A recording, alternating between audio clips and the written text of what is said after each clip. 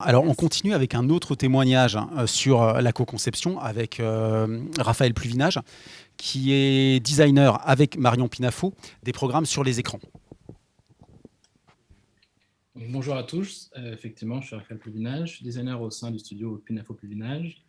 Et nous, on est les designers derrière le programme 2 et 3, autour des effets des écrans sur le cerveau pour le numéro 2 et sur le corps pour le numéro 3.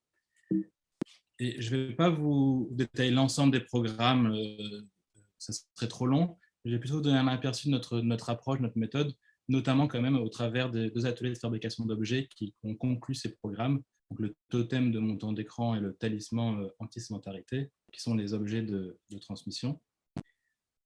Notre intervention, elle s'appuie vraiment sur 2 fondements, qui sont les sessions d'atelier réalisées avec les enfants pour faire émerger leurs questionnements autour du sujet et les documentations scientifiques. Après, ensuite, notre méthode, ça consiste vraiment à une suite d'allers-retours entre des phases de génération d'idées et puis ensuite leur sélection, donc au travers de débats avec l'ensemble de l'équipe, une journaliste scientifique, une sociologue, et puis des intervenants extérieurs, notamment des enseignants ou des spécialistes de la thématique, comme Serge Tisseron, ou ainsi des tests en classe. Il y a vraiment ces allers-retours entre génération et sélection. Donc, par exemple, pour les 2 objets de transmission, on a démarré par une douzaine de pistes de propositions détaillées qu'on réduit ensemble avec l'ensemble de l'équipe à 4 idées. Donc, une des idées, c'est par exemple une sorte de journal de bord pour explorer ces différentes activités sur l'écran et leurs effets sur le cerveau. Une autre piste, c'est un objet magique pour faire apparaître des sortilèges pour lutter contre les effets des écrans sur le corps. Ensuite, on développe plus en détail l'usage de ces objets, de la fabrication en classe à leur utilisation. Et avec pour chaque piste, on a une dizaine de branches à débattre. Par exemple, comment qualifier de façon amusante, comment quantifier de façon amusante et visuelle ces différents temps d'écran. Parce qu'on utilise des tampons, des gommettes, des pochoirs. Ou comment faire un objet qui s'éloigne du cahier scolaire. Un accordéon, un rouleau, un éventail.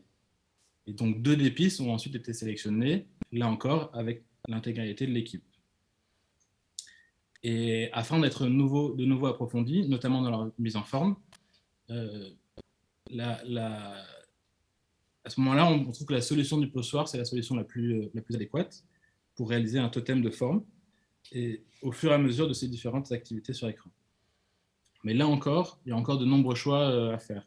Toute l'équipe s'accorde par exemple sur le principe du code secret. Chaque enfant choisit quelle forme est associée à quelle activité sur écran afin que seul l'enfant puisse décoder son totem. Il s'agit vraiment d'un outil personnel et non un outil de surveillance ou de culpabilisation. On poursuit la même démarche pour le second objet. Et à ce moment-là, il y a alors temps d'évaluer ces 2 pistes auprès d'un enseignant, qui est Romain Pazot, qui en plus de nombreux conseils pédagogiques nous apporte de nouvelles idées, et notamment au niveau du déroulé de l'atelier, d'astuces pour l'intégrer au mieux au fonctionnement d'une classe et dans un contexte scolaire. Tous ces conseils sont de nouveau inclus dans une nouvelle itération qui est testée dans une école de Nice, donc dans une classe de 25 élèves, pour vérifier et ajuster notamment le scénario, le niveau de difficulté, les dynamiques de groupe et l'enthousiasme ou non pour chaque détail des objets. Et enfin encore, toutes ces observations et échanges sont de nouveau absorbés dans une version, on réélargit encore, qui compile aussi de nombreuses itérations qui sont finalement liées aux contraintes techniques et de fabrication pour arriver en fait à ces 2 objets de transmission à réaliser en classe. C'est tout l'ensemble du parcours. Merci en tout cas de m'avoir écouté. C'est très intéressant, je trouve, les écrans, si je peux rebondir sur ce que vient de dire Raphaël Pluvinage, parce que en fait, quand on a regardé, parce qu'évidemment, on regarde ce qui est aujourd'hui accessible pour les enfants de cet âge-là dans la thématique qu'on traite, on a vu que vraiment la façon de traiter les écrans, essentiellement, c'était le temps passé. Or, on avait constaté dans les premiers ateliers, les ateliers justement d'idéation, sur la représentation, etc., que d'une part, les enfants comprenaient bien que c'était complexe, c'était pas si simple que ça, les écrans. Ils avaient des phrases qui montraient bien que c'était pas si simple que ça, et que on pouvait aller dans la complexité. Moyennant quoi, certes, on parle du temps qui passé devant les écrans comme quelque chose qui est important, mais on parle de ce que l'on fait devant les écrans. Et pour bien montrer justement la complexité complexité, apprendre cette complexité à l'enfant qui est tout à fait capable de le comprendre à cet âge-là, et donc d'en faire son miel, et comme vous le disiez tout à l'heure, Barbara, de le traduire après ça dans ses actions.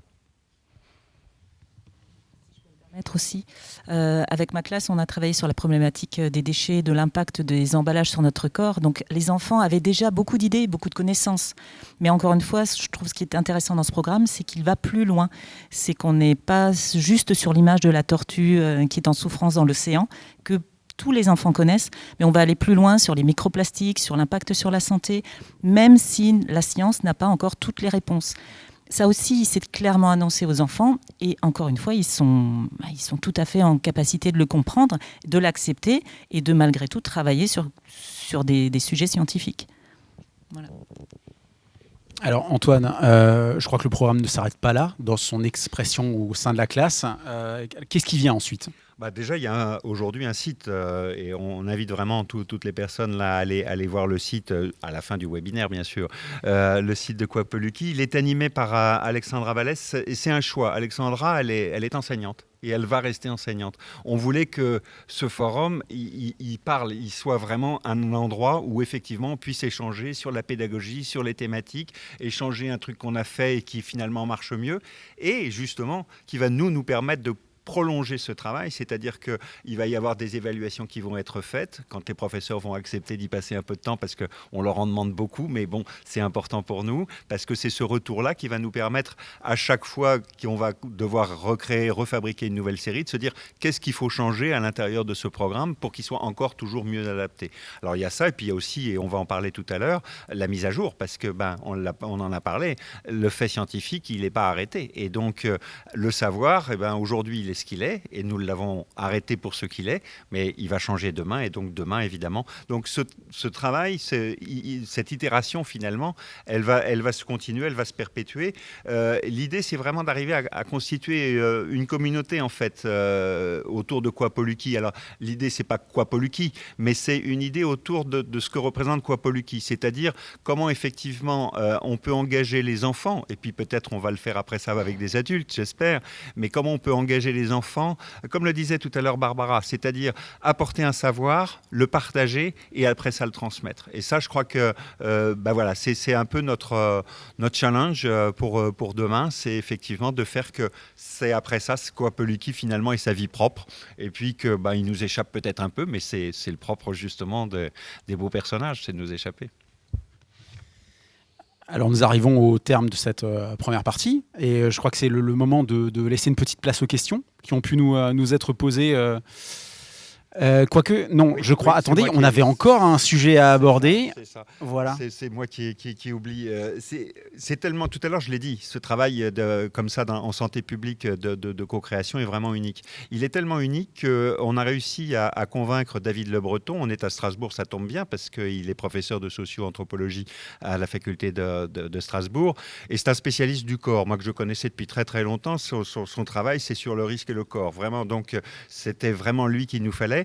Et il a été tellement intéressé par ce travail il y a Clara Boutet qui est en train de réaliser une thèse de doctorat d'État sur Quapoluki. C'est dire aussi que ça a une importance non seulement pour la communauté française, mais aussi plus largement parce qu'encore une fois, si ça marche, ça va être vraiment quelque chose de très important dans le domaine de la santé publique et de la pédagogie.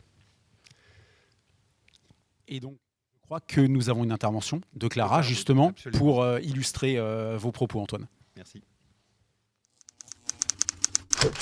Mon travail est de suivre l'ensemble du processus d'élaboration du programme, de son idéation à sa diffusion. Dans une perspective anthropologique, j'observe, j'analyse et restitue pour tenter de saisir ce que signifie faire de la prévention aujourd'hui, en particulier quand on s'adresse à des enfants. Je tente de rendre compte des apports et des limites du programme. Mon observation englobe tout autant les ateliers avec les enfants que la répartition des rôles au sein de l'équipe. Je mène ce travail sous la direction du professeur David Le Breton au sein du laboratoire Dynamiques européennes de Strasbourg.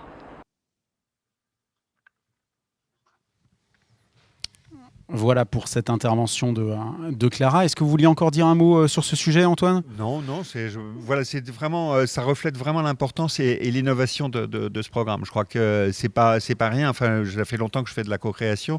Heureusement, voilà, c'est la première occasion qu'on a et je pense qu'elle vaut vraiment la peine. La preuve, c'est de pouvoir en parler à la communauté internationale, à la fois pédagogique, comme je le disais, santé publique. Voilà, c'est vraiment d'échanger là-dessus et d'avoir quelqu'un d'observateur comme ça qui regarde l'ensemble du cycle. Là encore, Clara Boutet est là depuis le début et elle est là toujours en observatrice des différentes phases et évidemment elle nous apporte un regard que nous on n'a pas. On est le nez dans le guidon comme on dit et donc on ne peut pas voir plein de choses qu'elle voit. Alors vous abordiez encore une fois la co-conception et c'est le temps des questions je crois maintenant. Alors une question justement qui nous a été remontée sur la co-conception. Alors la co-conception, visiblement tout le monde en fait, du moins c'est un mot qu'on entend beaucoup. En quoi est-ce nouveau ? En santé publique, je l'ai dit, c'est vraiment unique. Voilà, je vous ai parlé de cette expérience canadienne tout à l'heure, une autre expérience au Brésil, mais jamais en ces termes, c'est-à-dire vraiment sur l'ensemble du cycle, la totalité, l'intégralité, en partant vraiment du départ de l'idée jusqu'à la mise à disposition des kits pédagogiques.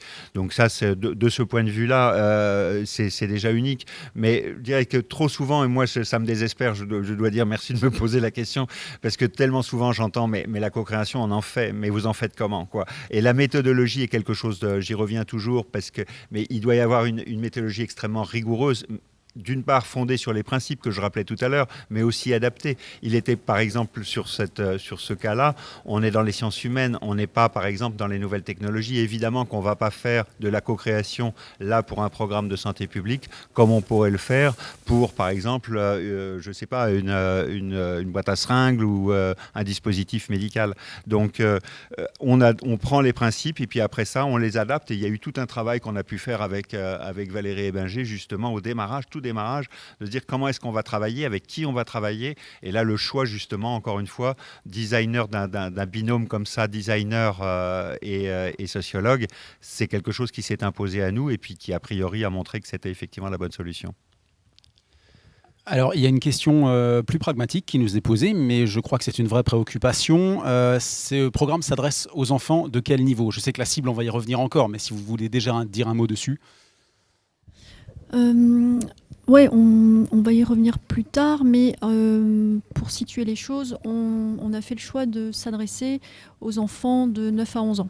En fait, je vous ai dit tout à l'heure qu'on avait fait un sondage sur les enfants de 6 à 14 ans. C'était impossible de rester aussi large dans notre cible en pratique.